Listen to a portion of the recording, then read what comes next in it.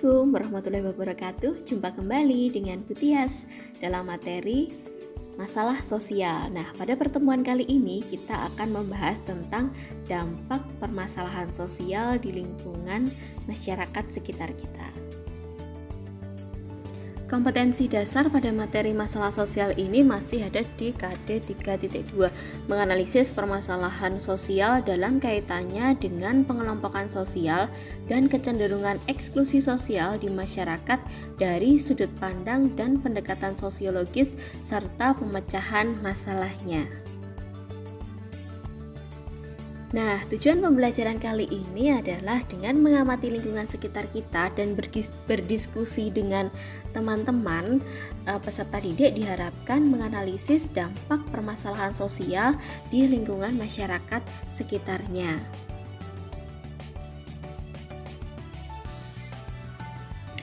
Dalam lingkungan masyarakat pasti terdapat berbagai macam permasalahan sosial, seperti yang sudah kita bahas kemarin tentang ketidakadilan, kemiskinan, kriminalitas, kesenjangan sosial, dan masih banyak lagi masalah yang ada di lingkungan sekitar kita. Adanya berbagai masalah sosial di lingkungan masyarakat dapat membawa dampak bagi masyarakat itu sendiri. Tidak hanya dampak yang bersifat negatif, namun masalah sosial juga memiliki dampak yang bersifat positif.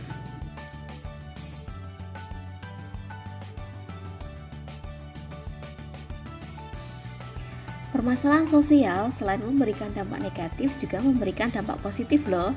Nah, kita pelajari dampak positif permasalahan sosial yang ada di lingkungan sekitar kita. Yang pertama adalah potensi munculnya nilai dan norma baru. Gejala sosial bisa menjadi penanda bahwa ada nilai dan norma masyarakat yang sudah ketinggalan zaman, sehingga muncul gejala sosial diharapkan dapat memunculkan nilai dan norma baru yang sesuai dengan perkembangan zaman. Yang kedua, adanya upaya mewujudkan kesetaraan gender. Perkembangan zaman di masyarakat akan meningkatkan kesadaran bahwa laki-laki dan perempuan itu memiliki hak asasi yang sama sebagai manusia. Yang ketiga, adanya diferensiasi struktural. Diferensiasi struktural ini mengacu kepada berkembangnya lembaga-lembaga sosial baru, di mana kebutuhan masyarakat semakin kompleks, jadi dibutuhkan wadah dan lembaga baru untuk memenuhi kebutuhan tersebut. Yang keempat, tingkat pendidikan formal semakin tinggi dan merata.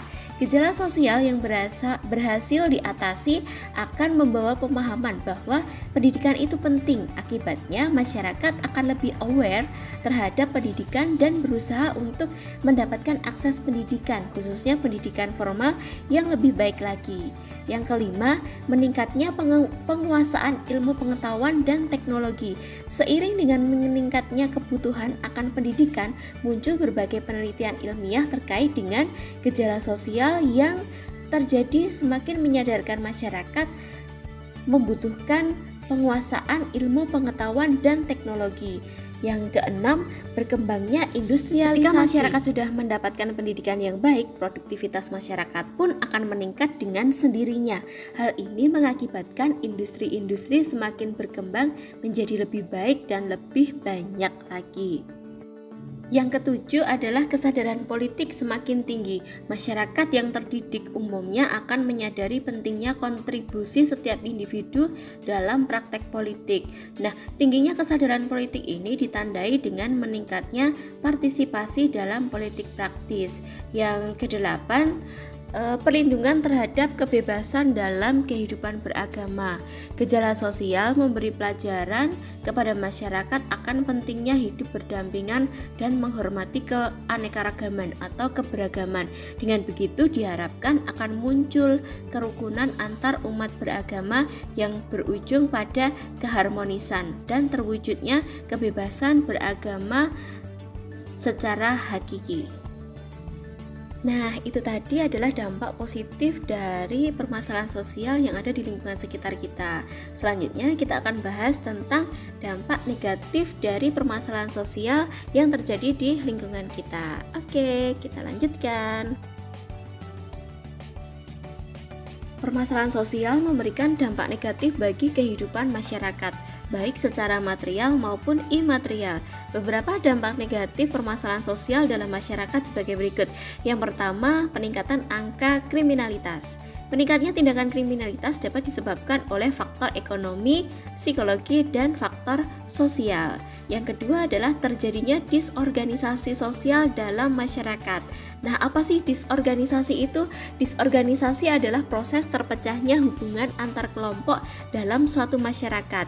Dalam kehidupan masyarakat, setiap individu atau kelompok dituntut menyesuaikan diri pada perubahan sistem.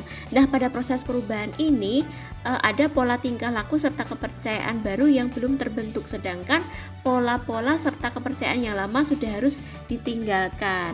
Kondisi demikian menyebabkan disorganisasi dalam masyarakat. Yang ketiga adalah terjadinya keresahan dalam masyarakat. Permasalahan sosial selalu menimbulkan keresahan dalam masyarakat. Keresahan ini sering muncul karena permasalahan yang terjadi tidak kunjung selesai atau ketika masyarakat merasakan dampak permasalahan sosial tersebut. Yang keempat, peningkatan kesenjangan sosial dalam masyarakat. Kesenjangan sosial merupakan salah satu dampak terjadinya ketidakadilan dalam masyarakat. Nah, permasalahan sosial yang dapat menyebabkan kesenjangan sosial antara lain adalah perbedaan letak dan potensi wilayah, kebijakan yang tidak adil, ketimpangan kondisi demografis, dan tingkat pendapatan yang rendah. Yang kelima adalah peningkatan angka pengangguran. Angka pengangguran seperti rendahnya tingkat pendidikan, sempitnya lapangan pekerjaan, dan rendahnya kemampuan keterampilan berdampak pada tingginya angka pengangguran. Jumlah peningkatan angka pengangguran makin menambah beban perekonomian negara serta mengancam kestabilan sosial politik suatu negara. Sekian penjelasan Bu Tias tentang dampak permasalahan sosial dalam kehidupan masyarakat. Terima kasih. Wassalamualaikum warahmatullahi wabarakatuh.